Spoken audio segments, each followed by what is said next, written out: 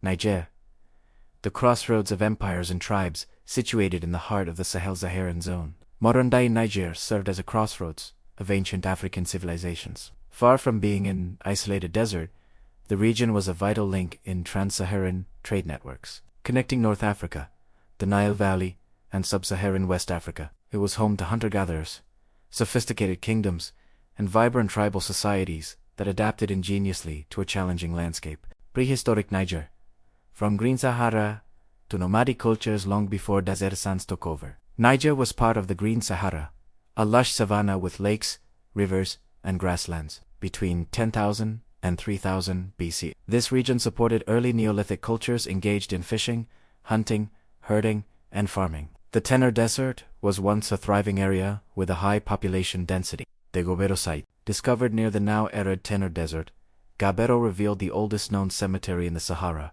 used by Kifian and Tenarian cultures. These people were tall, robust, and lived by the lakes, practicing fishing and rudimentary farming. Their skeletons, burial positions, and grave goods suggest ritual practices, social stratification, and seasonal migration patterns. The Kifian and Tenarian cultures, Kifian culture, they were hunter-fishers, tall and muscular, relying heavily on aquatic resources. Their presence reflects the period when the Sahara was still green. Tenarian culture, the Tenarians were smaller in stature, possibly reflecting genetic and cultural changes due to migration or climate shifts. They were pastoralists, who also used elaborate grave goods, necklaces, tools, and pottery, showing both artistic and spiritual depth. These two cultures are a testament to Niger's prehistoric richness, and they hint at the early movement of peoples across Africa, long before written history began. The rise of the trans-Saharan trade and as the Sahara began to dry out, early communities in Niger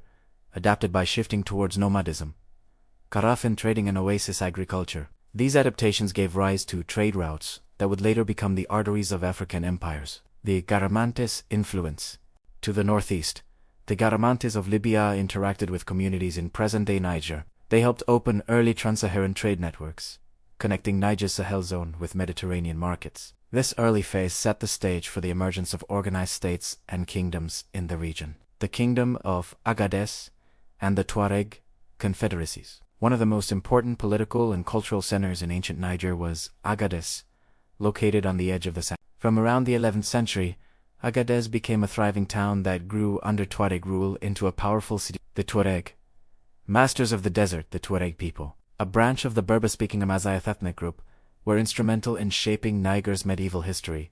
They were semi-nomadic, camel-herding traders who controlled caravan routes from the Maghreb to the Sahel. Tamashek formed confederacies such as the Keler, which ruled Agadez and surrounding areas. Their matrilineal structure, distinctive indigo, dyed clothing, and script Kotifina marked them as one of Africa's most unique and enduring nomadic cultures. Agadez became an Islamic center of learning, trade, and political influence by the 15th century, rivaling cities like Timbuktu, the Hausa influence, and the southward trade corridor. While the Tuareg dominated the desert, the southern savanna regions of Niger were increasingly influenced by the Hausa city, which originated in present-day Nigeria and extended into south, central Niger. The Hausa city-states in Niger cities like Zinda and Maradi became part of the Hausaland sphere, with influence extending over centuries. These cities were highly organized in terms of craft guilds, markets, and Islamic scholarship, ruled by Sarakuna and emirs,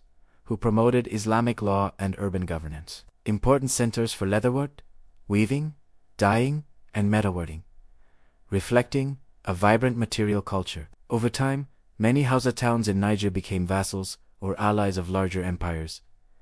Lakano, Katsina, the Songhai Empire and West African imperialism at its height in the 15th and 16th centuries. The Songhai Empire, centered in Gao, extended its reach eastward into parts of present-day eastern Niger, especially around the Niger River corridor. The Dendi province in Songhai influenced the Dendi region. Around the town of Gaya, was heavily integrated into the Songhai political system.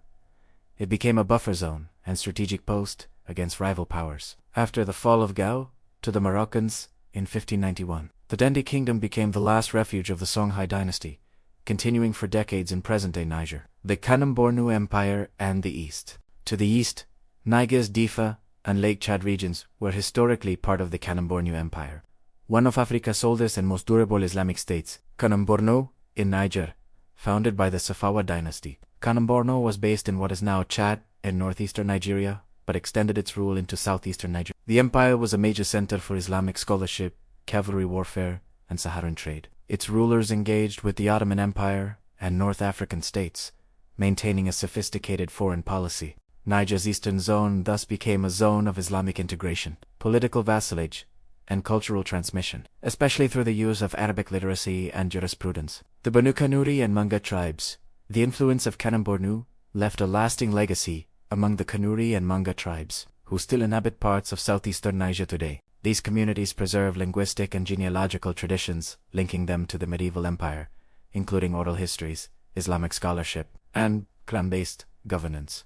Tribes and ethnic groups of ancient and pre-colonial Niger. The ancient and pre-colonial identity of Niger was shaped by interacting ethnic and tribal groups, each with unique historical trajectories.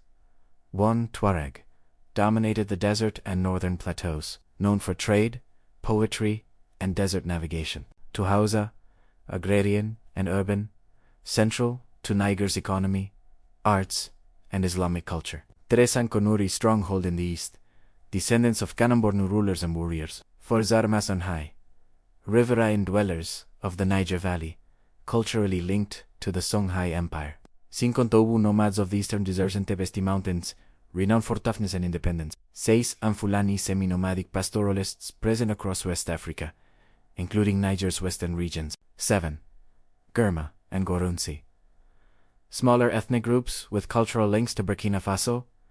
These communities often blended cultures, intermarried, traded, and sometimes fought, creating a complex, multi-ethnic mosaic that still defines Niger's national identity today. Conclusion: Niger's forgotten civilizational depth, though often overshadowed in textbooks by the grand narratives of Egypt, Ghana, and Mali, Niger was never peripheral to African history. It was a center of innovation, resilience, and empire, shaped by the desert and the river, by trade and migration, and by the fierce independence of its tribal confederacies. From the Neolithic burials of Gabero to the scholarly courts of Agadez and the caravan routes connecting Kano to Tripoli, Niger was a crucible of early African civilization, whose echoes still ripple through the Tuareg poetry, Hausa architecture, and Fulani herding paths of today.